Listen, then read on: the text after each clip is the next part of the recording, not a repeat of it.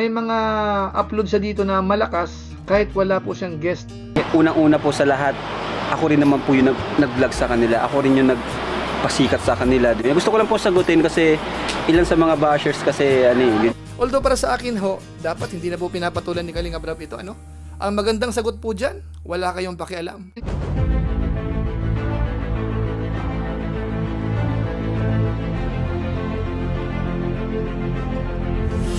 Ayun, shoutout guys, muli po, welcome to my YouTube channel. Ito po si Kuya Julay, ang inyong katugang, ang inyong kalingap na muling buwabati po sa inyo ng magandang araw, magandang gabi, saang panig man po tayo ng mundo naroon. At sa araw na ito, panibagong vlog po tayo. Pag-usapan po natin, yung patungkol po uli sa binanggit po ni Kalinga Prab, na kung saan mukhang sinusundan pa rin po siya ng ilan sa mga bashers, mga wine po natin. At meron po siyang magandang sagot. So pag-usapan po natin yan maya-maya ng konti. Pero bago po yan, siyempre paalala mo na si Kuya Julay, baka sakaling meron pa po ditong hindi nakasubscribe sa ating YouTube channel, huwag natin kalimutan, Julay Paunil, tapos pakipindot lang po yung notification bell button para lagi po tayong updated sa aking mga video upload. Tapos meron po tayong Facebook page, Julay Paunil 2.0, pwede naman po nating i-follow at saka po pwede pong i-like. So maraming salamat po sa inyo. At kung okay lang po, pakisuportahan po ang mga Lingap partners, mga kasakasamahan po natin sa Team Kalingap, mga reactors, mga charity vloggers, mga katukatuwang po ni Kalinga Prab, ni Kuya Bal Santos Matubang. Lalong-lalo na po, siyempre si Kuya Bal Santos Matubang at saka si Kalinga Prab. Kasama po yung bagong channel po ni Kalinga Prab, yung Rab Matubang. So maraming salamat po sa inyong lahat. Ngayon tuloy na po tayo. Pag-usapan na po uli natin itong patungkol po sa pahayag ni Kalinga Prab po. Doon po sa latest upload niya po sa kanyang personal vlog, nabanggit po uli ni Kalinga Prab. At dito po, mukhang sinusundan ho siya ng ilang mga bashers. Siguro naman po alam natin. Kaya nga po yung main channel niya sa ngayon ay walang upload. Dahil nga po sa mga nangyayari ho, lalong-lalo na po yung mga patungkol po sa bashers.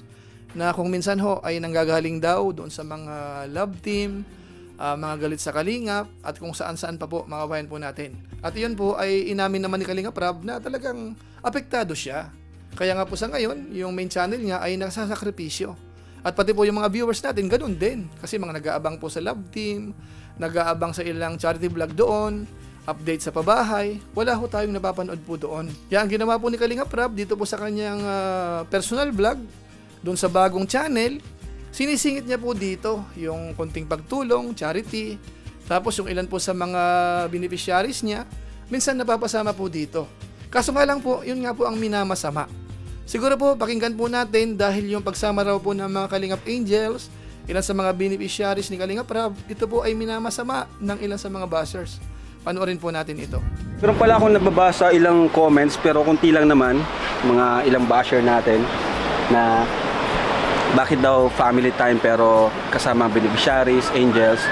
Ayan, yun nga po kasi gaya nga po na sinabi ko, itong channel na to is gusto ko is may charity pa rin. So, sinasama ko yung ilan sa mga angels natin kasi every time na may vlog, yung may mga sponsor na pinapabigay sa akin, 'di ba? So, binibigay ko sa kanya nung nakaraan kay Carla. Tapos ngayon naman is yung kay Marian, 'di ba? May bibigay tayo sa kanya kasi scholar natin siya.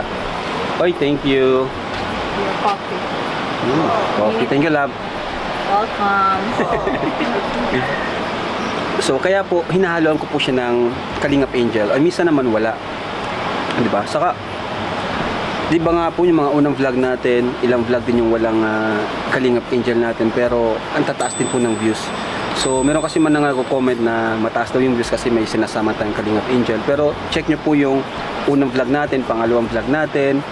Kahit po di natin kasama yung Kalingap Angels natin, may nanood naman po sa atin kahit pa paano, 'di ba? May mga supporters tayo, mga nagmamahal sa atin. Kaya thank you po sa inyo. Yung gusto ko lang po sagutin kasi ilan sa mga bashers kasi yun yung mga may comments. Kunti lang naman, di naman lalampas ng 10. So ayan po mga kababayan po natin. Ayun po yung ilan sa pinupuntos na naman po kay Kalinga Prab. Although para sa akin ho, dapat hindi na po pinapatulan ni Kalinga Prab ito, ano? Ang magandang sagot po dyan, wala kayong pakialam. Tama kayo, tama kayo. Ito po ay amin, ito po ay akin.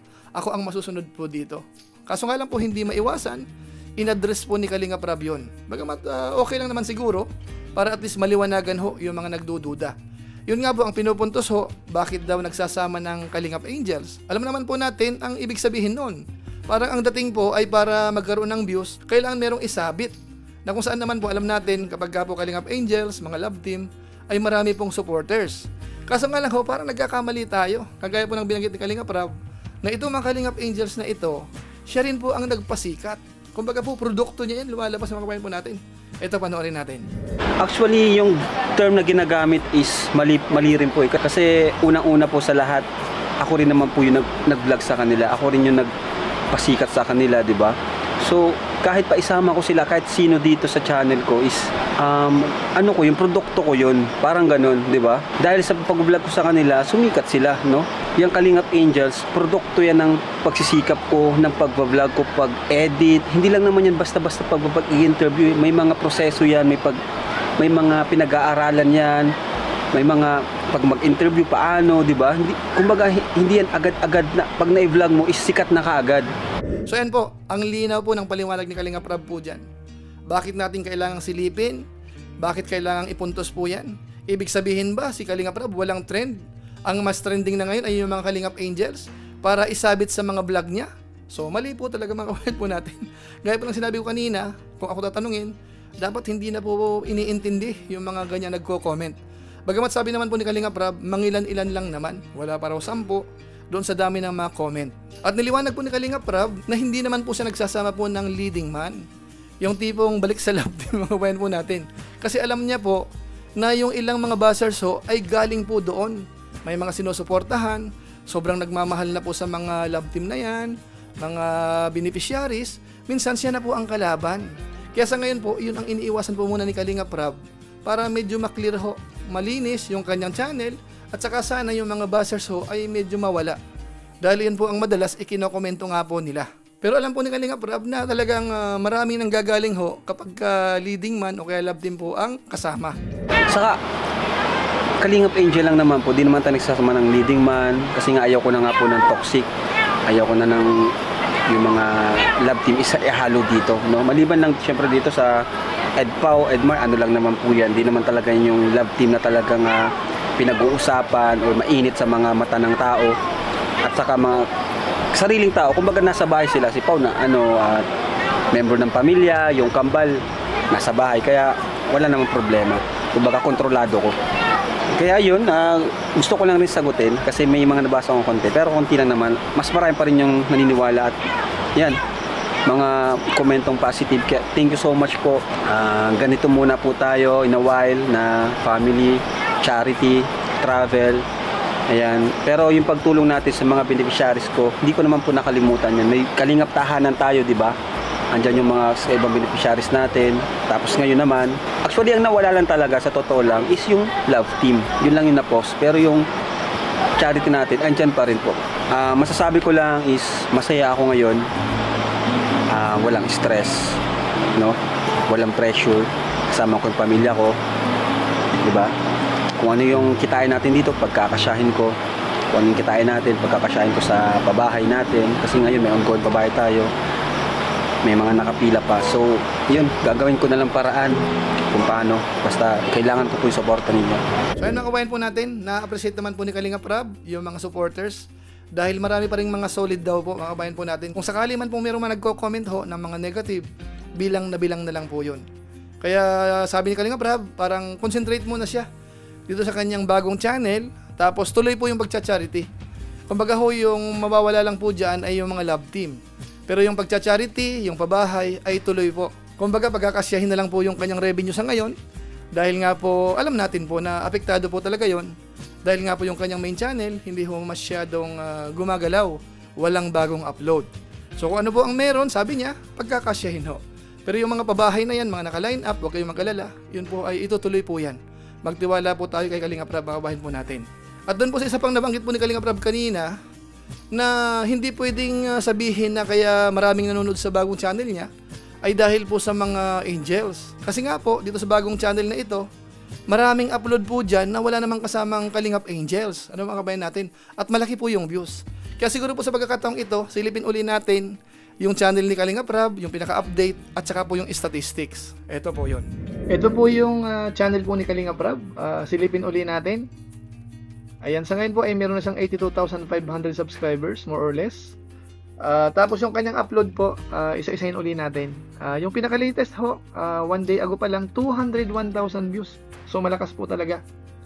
242,000 views 4 days ago. 282,000 views 6 days ago. 275,000 views 9 days ago. 296,000 views 12 days ago. 212,000 views 2 weeks ago. 277,000 views 2 weeks ago. 277,000 views 3 weeks ago. Tapos 254,000 views 3 weeks ago, 400,000 views 4 weeks ago, at saka 326,000 views 1 month ago. Bali meron na siyang 11 upload po dito. At makita po natin dito ang pinaka malakas, nasa 400,000 na po. Bali 4 weeks ago po yan. Tapos 326,000 views 1 month ago. Ano po? So dito po, kagaya ng sinabi ni Kalinga Prab, may mga upload siya dito na malakas kahit wala po siyang guest. Ito na nga po yung isa, 400,000 views na po yung 4 weeks ago, at saka po yung unang upload niya, 326,000 views. Tapos yung iba pa po. So malakas po talaga kahit wala po siyang guest po dyan. So ngayon po, diretso tayo sa statistics. Silipin natin ng mabilisan. Sa ngayon po, ito po ang kanyang statistics. 2.3 million views po yung kanyang last 30 days. Tapos yung added subscribers naman po ay 42,000 for the last 30 days. Tapos sa ngayon po nasa 82,200 dito po sa Social Blade. Hindi pa po nag-update. Yung total views niya po kulang-kulang 3 million na. Nasa 2,968,765. May 11 ang nakalagay po dito, 11 na videos pa lang po ang kanya na-upload. Pero yung kanyang rank sa Pilipinas po ay nasa pang 1,184. Yung grade niya po ay C+ na rin kaagad. Ano po? So, puntahan po natin yung daily performance po. Ito ang importante dito.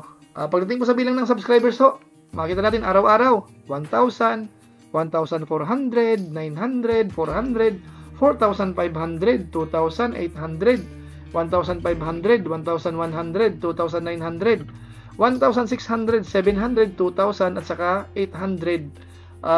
Ngayon, madadagdagan pa po yan. Nag-a-average po siya ng 1,400 araw-araw yung nadadagdag na subscribers. Pero pagdating po sa views, kagaya ng binanggit ko po ng mga nakaraan, kapag may upload po siya, mahigit 200,000 minsan, kamukha nito. May 171,000 dito, may 220, may 225, may 222. May 156,000 plus. Ito po yung ngayon din. Ongoing pa rin po yan. Tapos kapag wala siyang upload, makita natin merong 33,000, 60,000, 25,000, 40,000. Pero ang average po niyan, lumalabas mga kabayan po natin, umaabot na po yan ng 75,000 ang pinapakita po dito. Ano po? So malaki po yan. Malaki po yung average na yan. So ibig sabihin po, kahit bago yung channel, talagang malakas po talaga. Maliwanag ho, yan po yung data uli. From time to time po ay tayo po ay nag-update. Kapag may mga reaction po tayo related po dito sa bagong channel, isinasama po natin yan. So sa ngayon po, yung kanyang subscribers po ay lumalaki na rin. Nasa 82,000 mahigit mga kabayan po natin. At umaasa po tayo, ilang araw pa, ilang linggo, aabot na po yan ng 100,000. Kaya supportahan po natin, isubscribe po natin yung bagong channel po ni Kalinga Prab at po pwede po nating i-share. So maraming salamat po sa inyong lahat. Yan lang po muna siguro ang ating mixing reaction video po patungkol dito sa bagong channel ni Kalinga Prab at po yung ilan sa mga buzzers na sinusundan po si Kalinga Prab dito sa bagong channel. So maraming salamat po. Kung inyo po itong nagustuhan, pwede po nating i-share. So maraming salamat. So muli, ito po si Kuya Julay, ang inyong katugang, ang inyong kalingap na pansamantalang nagpapaalam po muna. Kita-kita ulit tayo sa mga susunod kong vlog. Maraming salamat sa inyong walang sawang pagsuporta po sa ating YouTube channel. Pagpalain nawa kayo ng Diyos, mabuhay tayong lahat. God bless. Bye-bye.